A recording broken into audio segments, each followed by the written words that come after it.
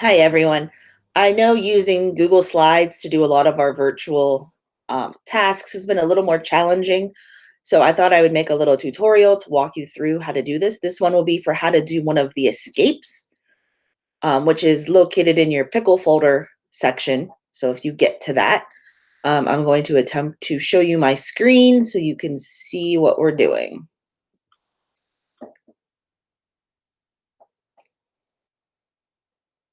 Okay, hopefully you can see my screen that has our escape.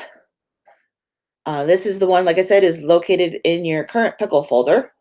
The second slide gives you the instructions.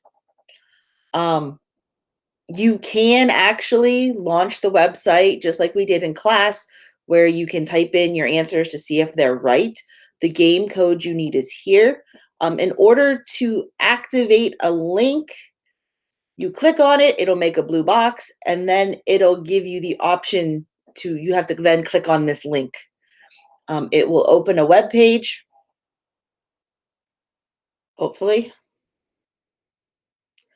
Okay, we click on enter here.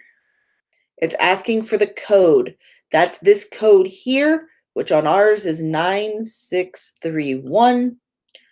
So not, ooh, yikes, clear. 9631. Click enter. Okay, so now I am in the escape room. And so I can go back to my slideshow. By the way, you can turn music on and off here if the music annoys you. Okay, so then we move on. I am not giving you a time challenge. You can take however long you need. So we go, this is essentially the first envelope. What you can do is you click on it and hit delete, and it will go away so you can see all the pieces underneath. You can click on pieces to move them. I would set these ones aside as those are the final pieces. This is the sheet where you figure out what the code is that will then match these pictures. Then your job on this page is you can drag things around, and your job is to match up the vocabulary with the word. So the top number in a fraction is a numerator. So I would put numerator up here.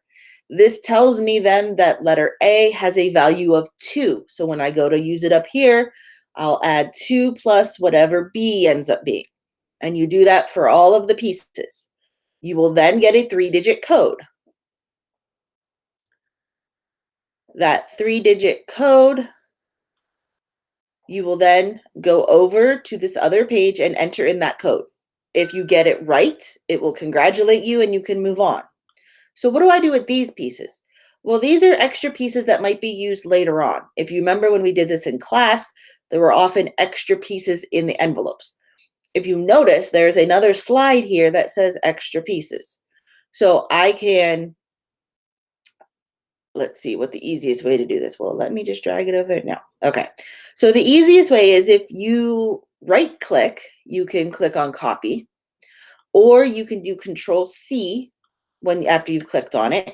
Then go to your extra pieces and press Control V, or you can right click and go to paste. By doing that, you will now have all your extra pieces all in one spot so that you can use them when you need them. Also, if you're like, why are these crooked? If you grab this little circle, you can rotate them so that they're right side up. They were put on their catty corner to symbolize if you had just dumped them out on your desk. Once you get the okay to move on to step 2, you move on to envelope 2. You can click on it again, hit delete. Now this one has a separate set of directions. This is the problem one. What I did is I first started by moving everything out of my way. And so there are 4 problems and there are 8 possible answers. You have to find the one that matches the answer to this and slide it over. And whatever numbers you are left with will give you a 4-digit code that would then be the next one you'd go back to the website and answer. and you keep going through doing each puzzle. In puzzle 3, that one looks pretty self-explanatory. You solve the questions, fill in the letters. The last one, this one's probably a little trickier. This is one of those triangle puzzles. You may have seen these before. Again, I'm going to move all my extra pieces out of the way. Ooh, even one hiding there. Okay.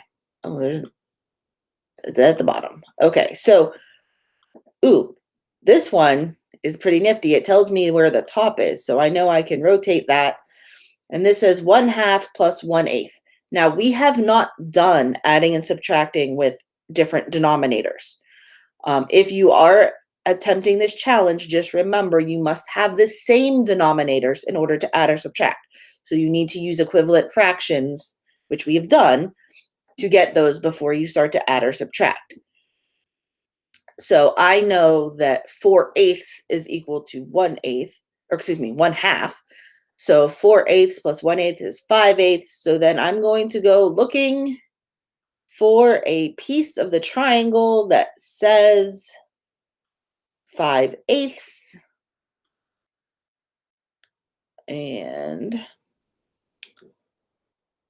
they may make this even more challenging as I'm looking at this because I don't see a 5/8. Did you? Oh, there it is. Okay. So then I take this piece that has the 5/8 and I rotate it, and this will be challenging till you get the hang of it, till it lines up. And essentially you're going to build the puzzle, those two things answer. So now we have 1/3. So when you find an answer that's 1/3, you'll line it up there. And so on and so forth until you make the whole puzzle. And then um, it gives you special instructions on what to do to find your final code. So I hope that helps explain how to do the escape. Again, along with this, when you are done with it, you can go back to the assignment tab. I believe it'll say something like I'm done or turn in. You don't have to worry about sharing anything. It shares automatically. Just click on that button and I'll know to go look at it. So I hope that helps a little bit with how to do some of these online activities. Again, if you still have questions, feel free to reach out.